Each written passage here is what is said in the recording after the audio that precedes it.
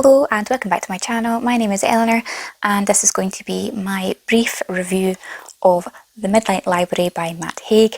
I think I'm the last person on the planet to read this book, and I've just picked it up recently.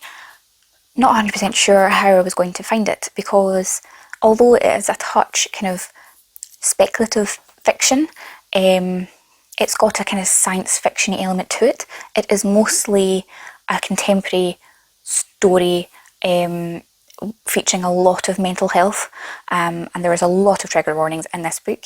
Don't read this book if you are triggered by serious mental health issues, depression, suicide attempts, drug overdoses, anything like that. If you can think of it as a trigger warning in terms of depression, anxiety and things like that, this book does talk about it very heavily in terms of suicide and things like that. I wasn't sure how I would feel about this book because these are topics that are very hard to deal with, and usually with my reading I like to read science fiction and fantasy. I thought I would enjoy it because the reviews that I'd heard people talking about, it's about this like magical library that transport you places, and it was just about this young woman's kind of time doing so, and I didn't really know too much about it. People have reviewed it on the front, even it just says a celebration of life's possibilities, filled with warmth and humour, and such a beautiful book. I'm not sure I 100% agree with those comments. This is a very subjective book. It is a story and a narrative, but underneath it is very much a kind of self-help book, and it can be kind of heavy-handed in some cases, and I have read some reviews of people saying that they just thought it was totally missed the mark. So I think it's really personal to you and what you feel about the book. So it's really about Nora, who at the start of the book takes her own life and is then transported to this magical library where she is given this book of regrets, where she visits all these times in her life where she has made a mistake in her eyes, a regret, and she lives out the possibilities, and if that would make her happy to have that life instead of the one she ended up having. In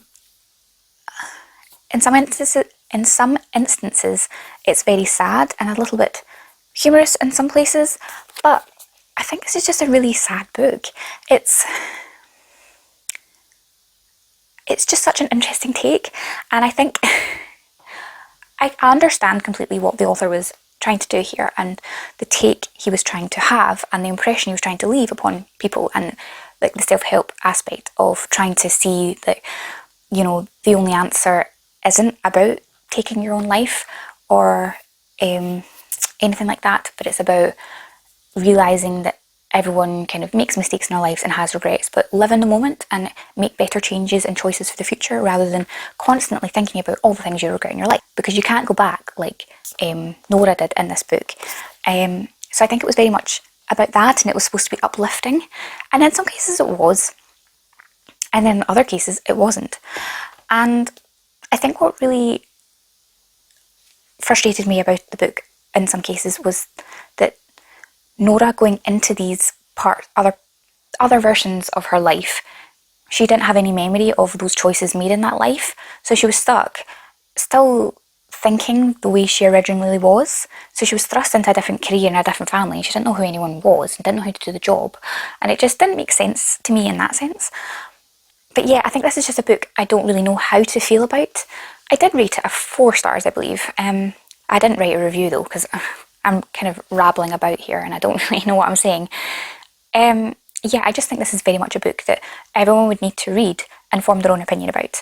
It's going to affect everyone very differently, and some parts of it did really resonate with me, about like not holding on to the past and not living with all these regrets and things like that. But I'm just not sure I entirely enjoyed and liked the way Matt Haig depicted it in this story. Yeah, so I really don't say I would recommend this book, just because I think it's really up to you to decide if this is a book for you.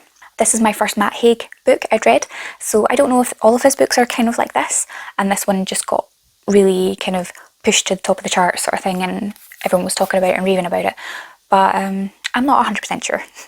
If I'll read any of his other books, probably not. I think he writes more so non-fiction, perhaps, I'm not entirely sure.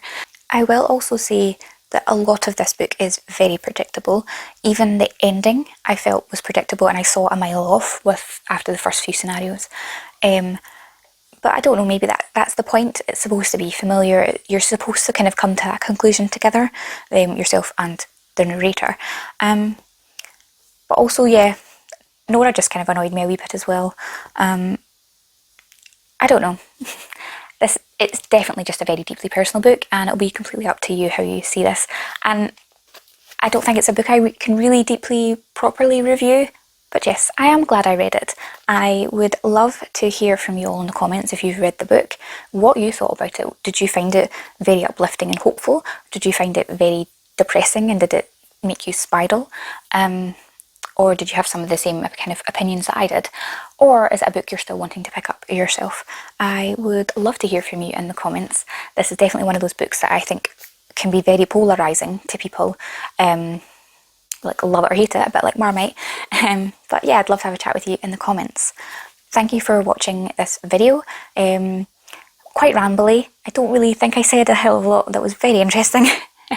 Especially for a book that's been so heavily reviewed online already. But I hope you enjoyed it regardless. So thank you for watching, and I'll see you in the next video soon. Bye.